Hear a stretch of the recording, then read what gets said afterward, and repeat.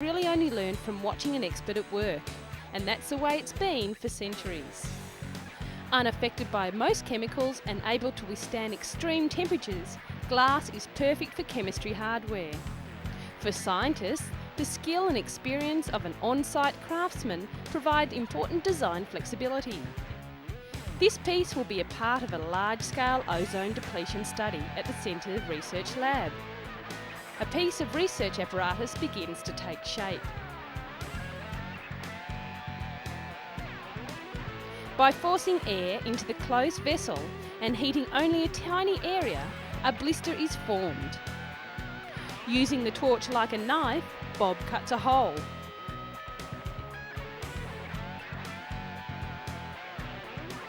Tubing is then inserted to form a joint. Once completed, the arm is heated and with a quick bend, it's finished. At the Atmospheric Research Lab, Bob presents his work to Dr. Steph. The new glassware is easily added. Collaboration between scientists and craftsmen often extends beyond glass blowing to include the machine shop or optical section.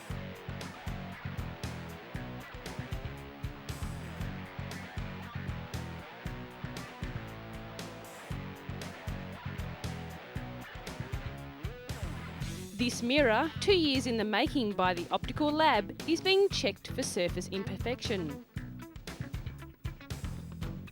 In their free time, researchers, craftsmen and scientists alike turn from spaceflight research to flight testing on a smaller scale.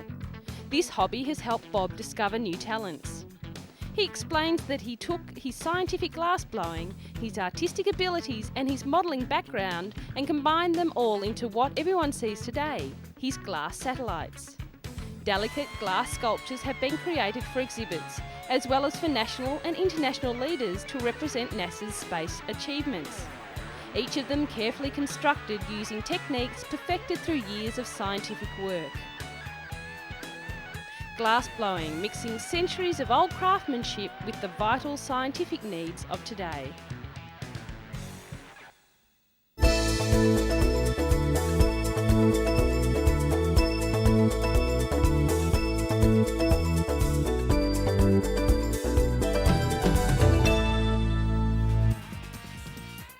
There's something smelly going on in the USA. A science centre is hosting an exhibit that teaches kids how and why their bodies burp, vomit, make bogies and pass gas through sight, sound and smell. Snot, gas, burping and vomit. That's what the exhibit Grossology, the impolite science of the human body, promises to teach kids. And kids are lapping up the information. The Liberty Science Centre is hosting the Gross Out exhibit. Children can interact with the displays by climbing up a pimply wall, listen to a tap dripping green stuff while talking about boogers, and travelling through a maze of intestines only to exit out the rectum. It's designed for under 12-year-olds who enter the exhibit through a giant nose, allowing kids to feel mucus and learn that humans swallow a lot of mucus every day. The kids are also encouraged to slide down the esophagus, tunnel through the intestine and slip out of the colon. Fact sheets along the way teach kids such things as, did you know you shed almost 2 million skin cells every hour? And, did you know that rhinoteleximonia is the study of nose picking? It may not teach too much about biology, but it does stoke the interest in science by appealing to the fascination of bathroom humour.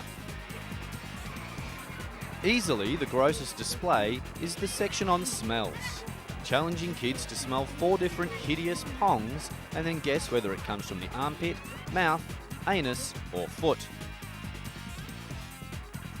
Kids can also fire pollen balls into nostrils to demonstrate the effect of pollen on the nasal system. Shoot 5 right up the nose and a ball of mucus comes flying right back at you. There is a serious side though, with Grossology not only encouraging an interest in biology, but also a confidence in their own bodies.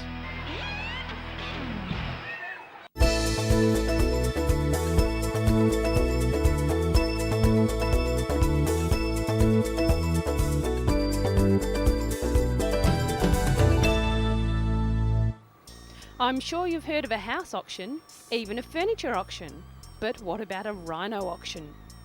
The annual event, held at KwaZulu-Natal Province, recently saw close to 1,800 animals, including more than 70 rhinos, sold.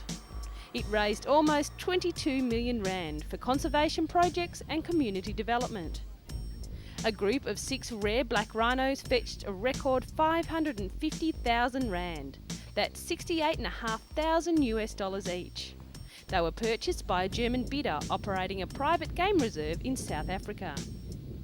The animals, which included several species of antelope, ostriches and warthogs, are caught on the Province Nature and Game Reserve and sold to private operators in the ecotourism sector. The buyers included owners of private nature and safari reserves, as well as an outfitter who runs hunting operations on game farms.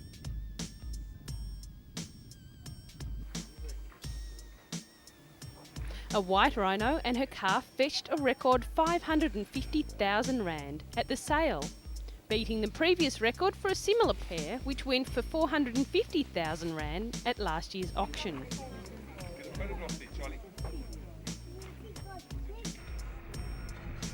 About 350 animals, including 50 of the rhinos, were caught in advance and live auction, giving the prospective buyer the opportunity to view them in their holding pens.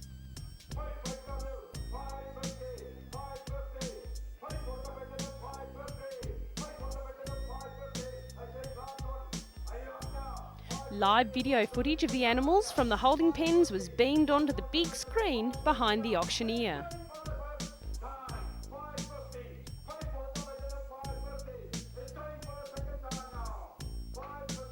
The 550,000 rand bid per black rhino drew a round of huge applause from the bidders and spectators.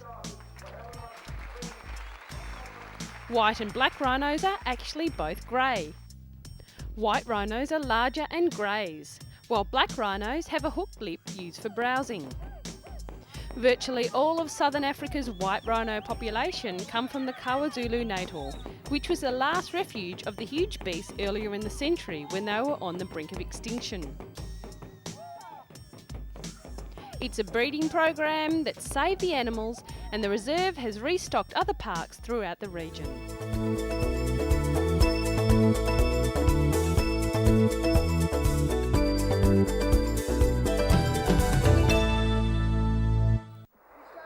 On a more serious note now, an international animal rights group has demanded better protection for the endangered Tibetan antelope. They have been brought to the brink of extinction due to the demand for its Shattush wool. Shattush, which is Persian, means from nature and fit for a king, and has long been acknowledged as the king of wool. Conservationists warned recently that the growing trade in Shattush wool was becoming an increasing threat to the endangered Tibetan antelope. Only an estimated 75,000 remain in the world.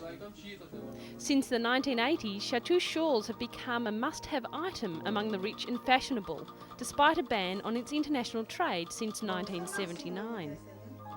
In India and America, the purchase and sale of the shawls is illegal and carries a maximum prison term of 7 years in India. The wool is so fine it measures just 3/4 the width of cashmere and 1/5 that of human hair. Shattush is smuggled into Kashmir to be woven into shawls and scarves. Zhao Xingzong of the China Environmental Scientists Association said conservation groups and ordinary people were united in their opposition to the trade. The coats of between 3 and 5 Tibetan antelope are needed for a single shawl, which can cost up to $5,000.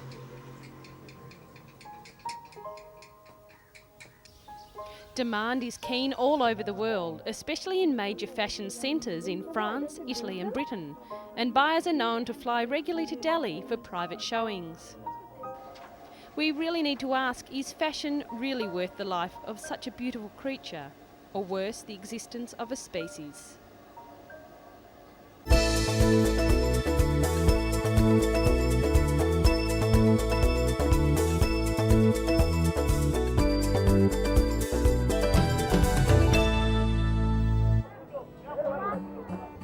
scooping water from a hand-dug well and trekking miles with it back to the village. It's a daily chore for millions in Africa. Yet clean water can often be found only a few metres underground. The problem is getting the water out.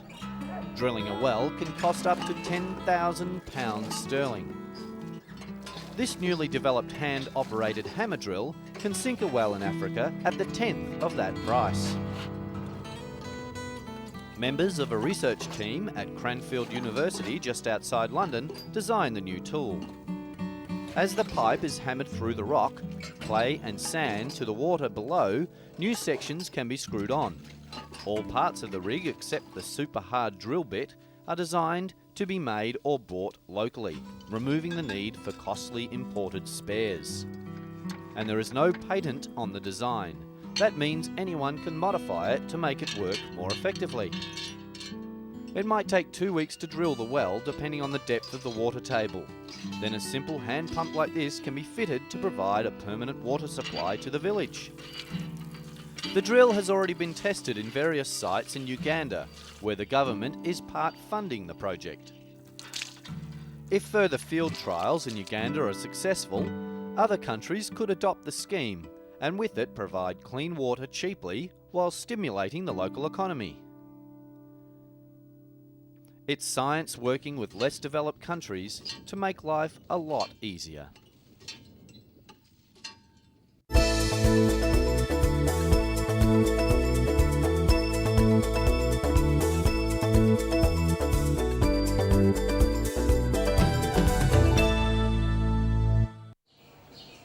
This patient is about to get an X-ray for a suspected hernia. After the images are gathered, doctors will be able to view them anywhere in the world, thanks to a new computer system. The new multimedia medical record system is set to give doctors instant access to a patient's case notes from wherever they are. Scans like these form a vital part of a patient's medical file, but keeping track of the hard copies is often a hard and time-consuming task. The new system changes all that. Dr. Waddy Gredrock lists the advantages of accessing medical records at the touch of a mouse. Rapid retrieval, ability to manipulate the images electronically, and of course the ability to transfer the images to a variety of sites from the central store. I could use it at home or wherever I was in the world, he said. The system was developed at the London Imperial College by a team of medical information technology experts led by Professor Richard Kitney. The software is easily installed in any hospital with an intranet system. It's a simple idea that modern technology has made a reality.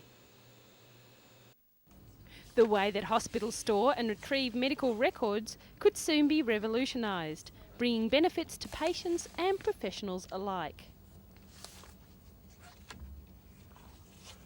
With technology like this, all we need to do now is stop people getting sick at all.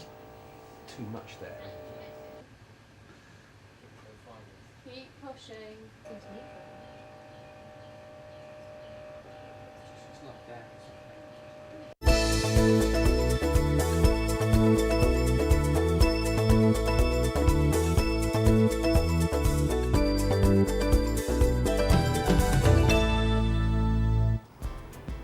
And finally, it's thought an injured humpback whale may have entered Sydney Harbour in search of a sanctuary after being hit by a ship. National Parks and Wildlife Services staff in a boat were monitoring the condition of the 10 to 12 metre adult humpback, which is the size of a passenger bus and could be seen swimming near the mouth of Sydney Harbour. Spectators were warned against stressing the whale and were urged not to get within 100 metres of the stricken mammal. The whale appeared to be swimming freely despite wounds to its back.